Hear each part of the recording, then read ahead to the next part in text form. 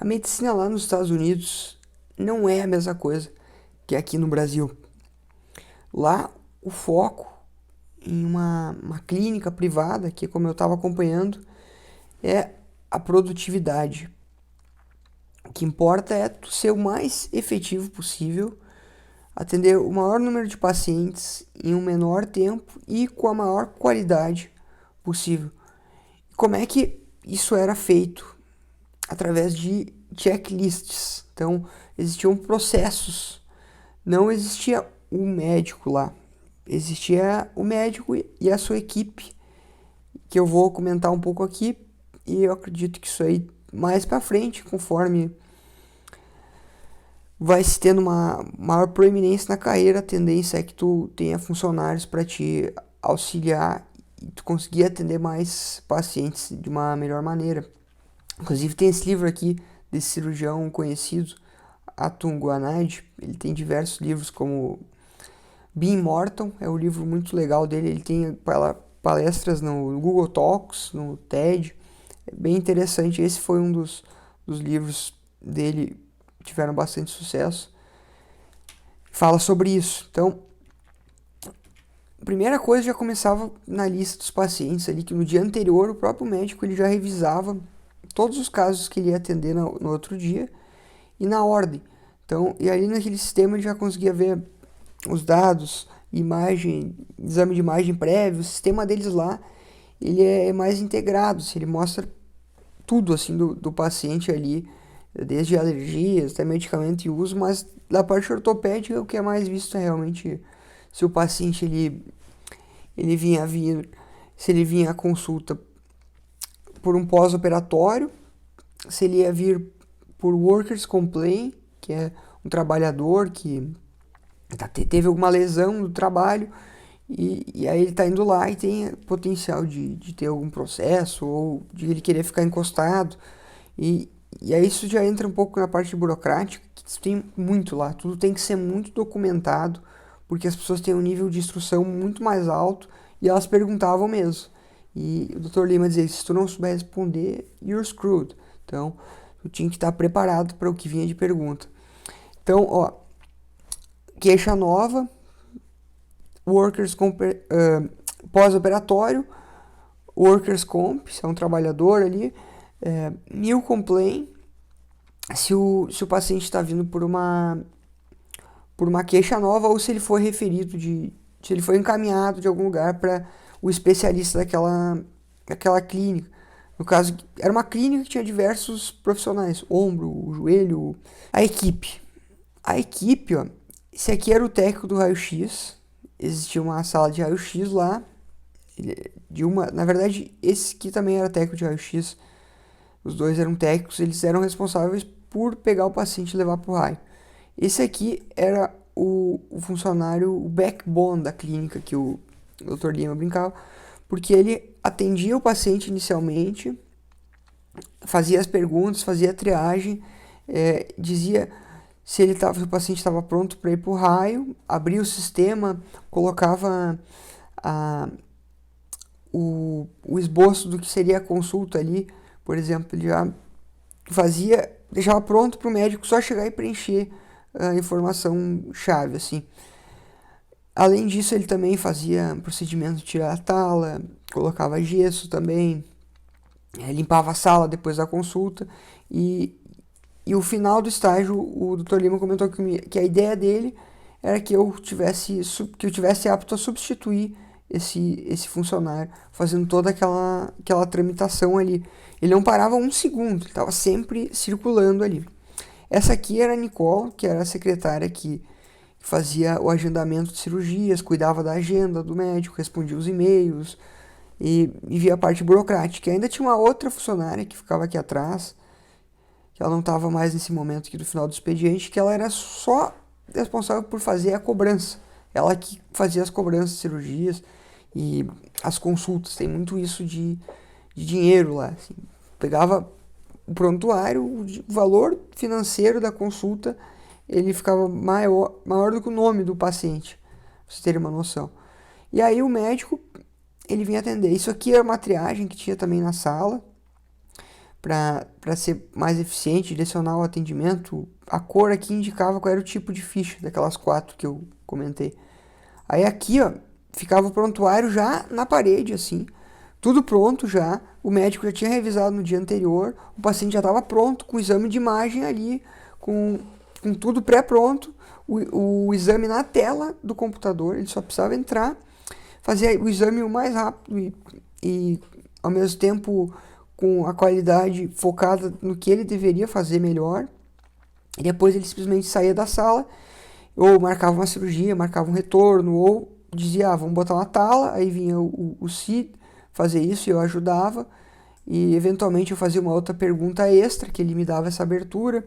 Eu também podia fazer exame físico, mas no final eu fazia os exames físicos, e aí o Dr. Lima ia lá conferir para ver se batia, né, o que eu estava fazendo, e eu já estava preenchendo a evolução para ele já também, e preenchendo lá, porque o exame físico ele tinha sempre uma tabela já pronta, assim, inspeção, e aí tu marcava assim, yes or no, né, para cada coisinha pronta, e aí escrevia os graus, tanto no movimento passivo como ativo, e, e ao final até as condutas, já tinha modelos pré-prontos para cada patologia.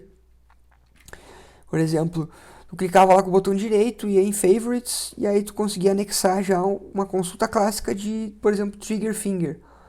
Aí ia já tudo pronto ali, e aí imediatamente também tinha que botar a conduta lá ali, e já tinha conduta de medicação para aquele caso, bem como orientações ao paciente, já que o paciente ia poder retirar ali, tipo, exercícios para aquilo, e era tudo aprofundado, não era orientações assim de algumas linhas, eram páginas mesmo para aquela condição. Lá no hospital também, o Dr. Lima ele já tinha que a gente faz a descrição cirúrgica depois da cirurgia. Escreve à mão. Lá é tudo pelo computador e o Dr. Lima já tinha descrição cirúrgica de cada etapa de todos os procedimentos que ele fazia. E aí, se eventualmente algo ia além do que ele tinha escrito ali, aí ele acrescentava ou ele corrigia, eventualmente se não tinha algo que não tinha sido feito ali, ou ele adicionava algo extra.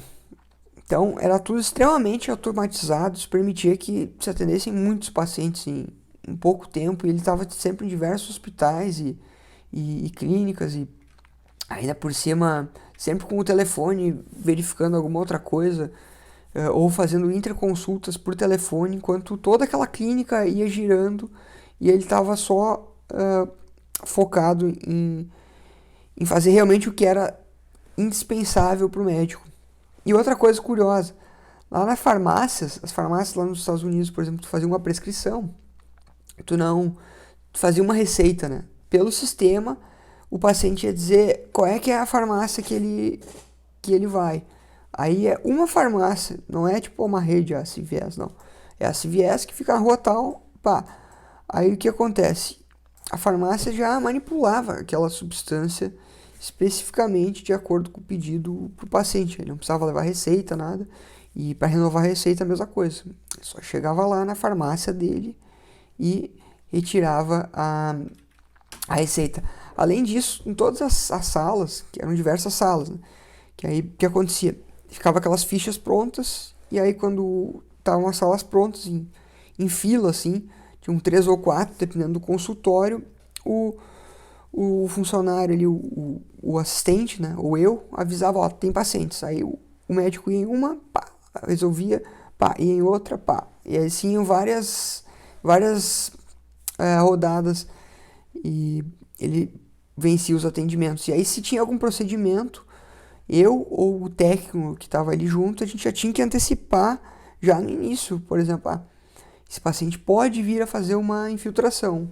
Então já ia se preparar a infiltração, o ultrassom já ficava pronto, e aí a gente só aguardava a confirmação do médico e já entrava ali, dava as luvas para ele, botava tudo pronto para o médico só fazer o procedimento. E esse aqui é um checklist que após ser atendido o paciente, tinha que sempre esperar o paciente sair, né? Não mexer na sala antes de sair, pois que o paciente saísse, se arrumava a sala e verificava se esses equipamentos aqui estavam ali na sala. Mas além disso, tinha muito material assim, em cada sala. Era muito além disso, mas isso aqui era o básico do checklist para garantir que estava tudo em ordem.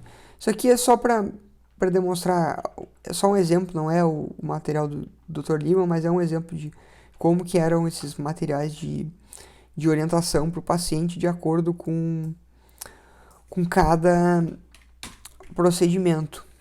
E além da própria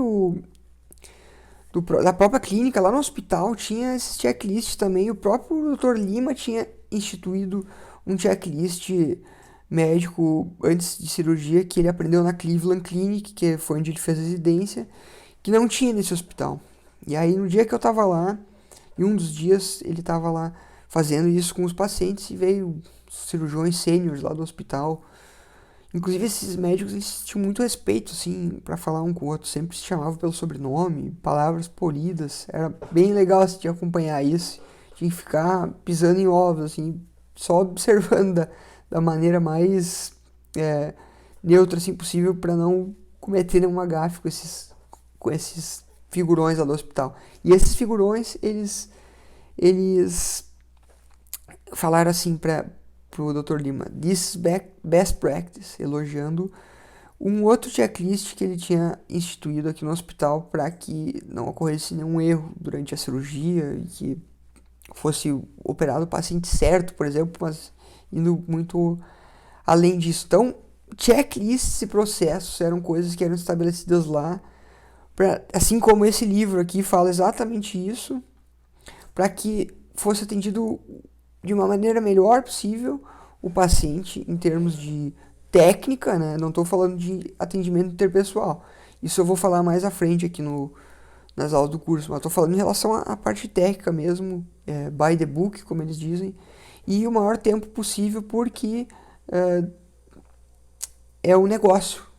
A indústria da saúde lá é um negócio como qualquer outra e a questão é que o dinheiro que acaba movendo tudo. Isso é muito presente lá. Muito, muito mais do que aqui. Aqui é completamente diferente. Então, esse foi mais um insight que eu aprendi lá, trazendo aqui para vocês. Deixa um comentário aqui para eu saber se ficou impressionado, se tu já sabia que era assim, se tu tem alguma dúvida e avalie a aula aqui para eu saber se esse modelo está sendo legal e deixa uma sugestão se tu tem alguma crítica construtiva de como que a gente pode trazer um conteúdo melhor para vocês. Um abração.